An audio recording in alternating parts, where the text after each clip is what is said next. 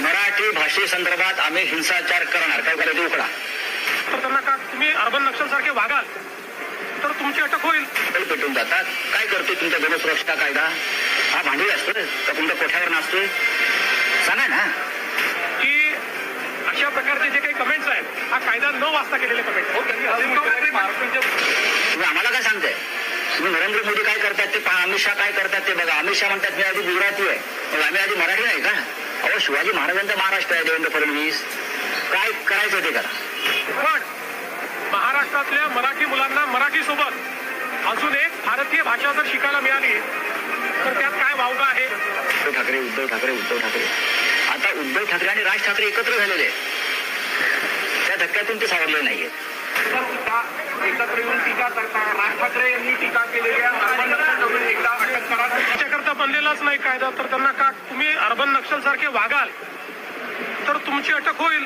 तुम्ही अर्बन नक्षल सारखे वागत नाही त्यामुळे तुमची अटक करायचं कारण नाही. मला असं वाटतं की अशा प्रकारे कायदे जे बनतात, जे लोक कायद्याच्या विरोधात वागतील त्यांच्याकरता तो कायदा आहे. आंदोलनकांच्या विरुद्ध हा कायदा नाही. सरकारच्या विरुद्ध बोलायच्या याच्यामध्ये पूर्ण मुभा आहे, त्याच्या विरुद्ध हा कायदा नाही. त्यामुळे मला असं वाटतं की अशा प्रकारचे जे काही कमेंट्स आहेत हा कायदा न वाचता केलेले कमेंट. त्यांनी असे म्हटलं की महाराष्ट्राच्या मुख्यमंत्र्यांना लहान मुलांना हिंदी शिकवण्याचा विचार ते करत आहेत. मुंबई बाहेरून आलेल्या लोकांना माझं अतिशय पक्कं मत आहे, महाराष्ट्रामध्ये मराठी शिकली पाहिजे, ती कंपल्सरी असली पाहिजे, ती अनिवार्य असली पाहिजे, ती आपण अनिवार्य केलीच आहे. पण महाराष्ट्रातल्या मराठी मुलांना मराठीसोबत अजून एक भारतीय भाषा जर शिकायला मिळाली तर त्यात काय वावगा आहे?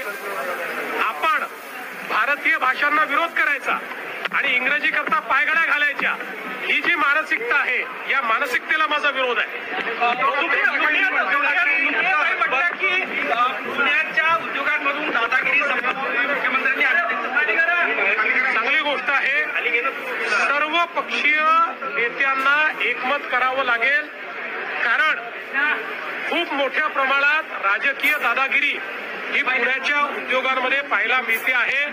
विविध पक्षाला हे लोक त्या ठिकाणी त्या पक्षाचं नाव घेऊन त्या ठिकाणी दादागिरी करतात.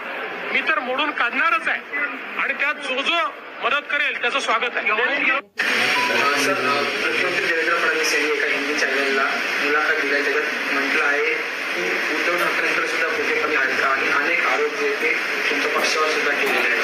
बघा, देवेंद्र फडणवीस यांचं जे सरकार आहे या सरकारची निर्मिती ही खोक्यातून झाली आणि ज्यांनी ही घोषणा दिली 50 खोके एकदम ओके, ही घोषणा कोणी दिली? तुम्हाला आठवत असेल, या घोषणेचा जनक कैलास गोरंट्याल जे जालन्याचे तेव्हा आमदार होते, विधान भवनाच्या आवारात विधानसभा सुरू सगळे पत्रकार तिथे उपस्थित असतात आणि पुढे मोठे येऊन आमदार बोलतात. त्यावेळेस आमदार कैलास गोरंट्याल काँग्रेसचे यांनी 50 खोके एकदम ओके ही घोषणा दिली आणि ती मग अख्ख्या देशामध्ये पसरली. आता 50 खोके एकदम ओके वाले कैलास गोरंट्याल हे देवेंद्र फडणवीस यांच्या पक्षामध्ये